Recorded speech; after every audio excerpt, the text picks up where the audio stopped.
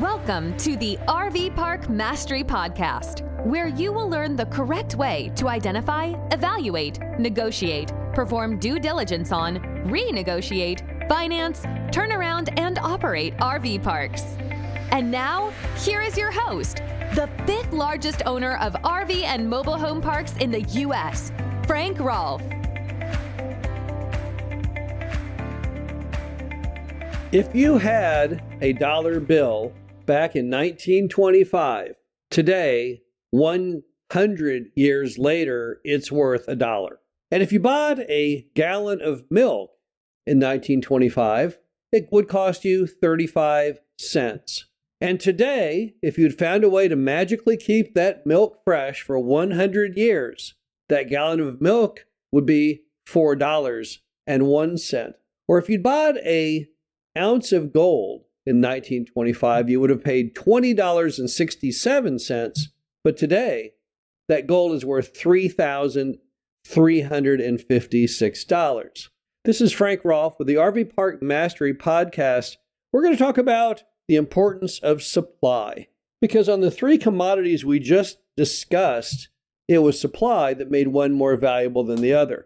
The dollar hasn't paced inflation at all, because our country is able to literally print trillions of them at will.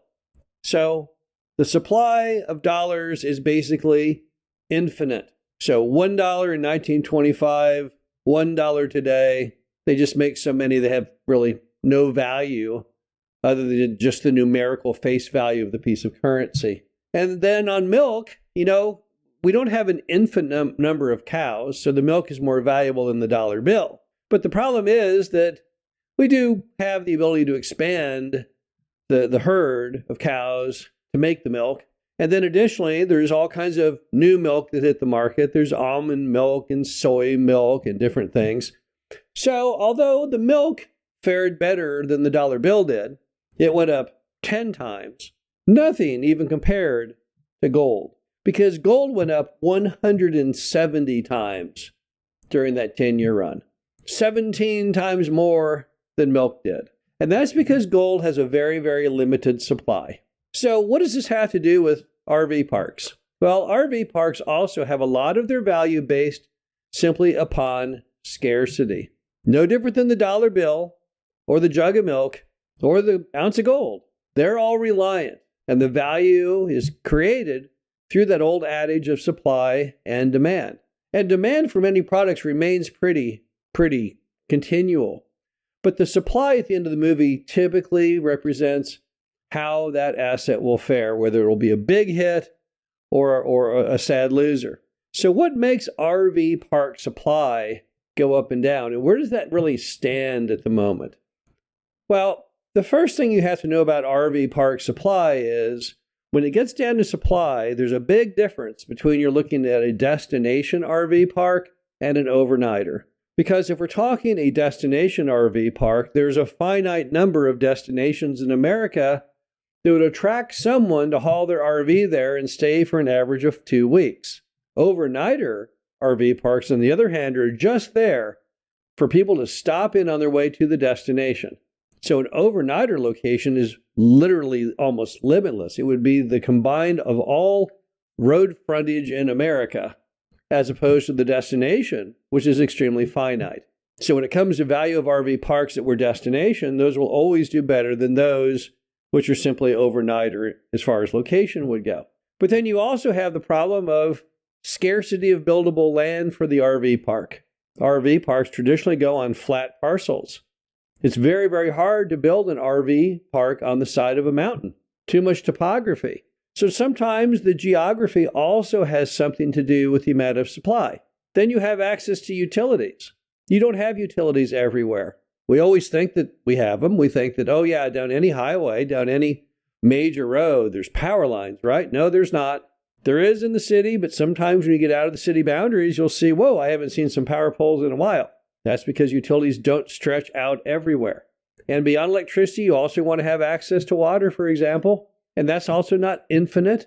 Might have to build a well. But one big issue with supply comes down to permitting, because many cities and counties don't allow much new RV park permitting. So as a result, the supply is somewhat limited because you can't build any anywhere. So for those very reasons, when you look at any RV park, you can kind of build a template. You can say, okay, well, could I build another RV park here or not? And when you hope the answer is no, you can't, because that gives you much greater value in supply. But if the city/town/county says, oh yeah, you can build them anywhere.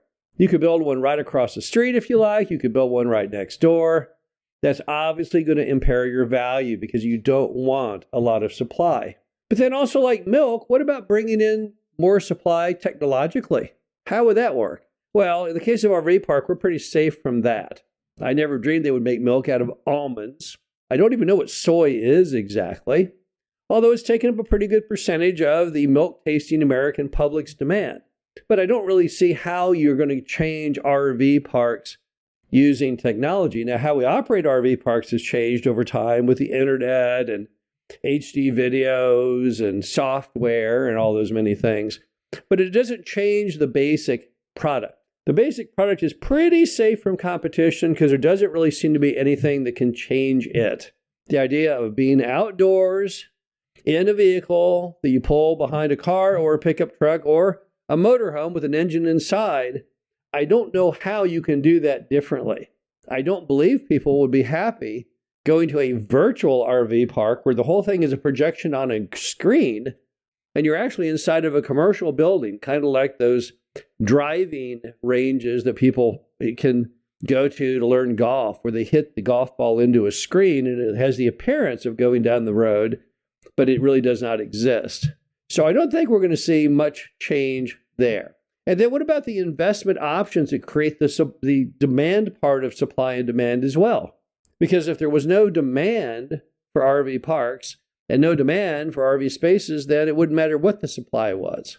That's remained relatively steady. We've seen nothing but ever growing demand by the American public to buy RVs, thanks in part to the fact that it transferred over generationally.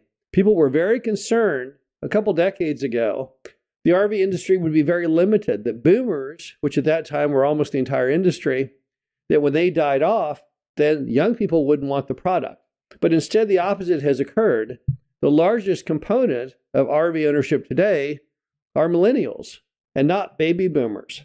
So it was able to make that transference very successfully, and that keeps the demand always at a good pace. And when it comes to buying RV parks, people are still very interested in RV parks as investments. And why not? They have great historical roadmap of success. It's a product you can't really mess with technologically. It's got very high profit margins. It's very easy to manage, and it's very understandable. It's a basic need. Humans like to go travel. Humans like to be outdoors. I don't really see that ever ending. But when it comes to the valuation of your RV park over the long-term horizon, the key thing to focus on always is supply, because scarcity equals value.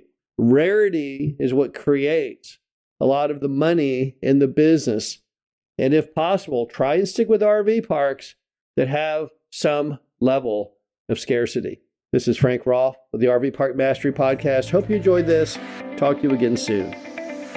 Thank you for listening to the RV Park Mastery Podcast. Be sure to visit us at www.rvparkmastery.com, where you can learn the correct way to identify, evaluate, negotiate, perform due diligence on, renegotiate, finance, turn around, and operate in RV parks.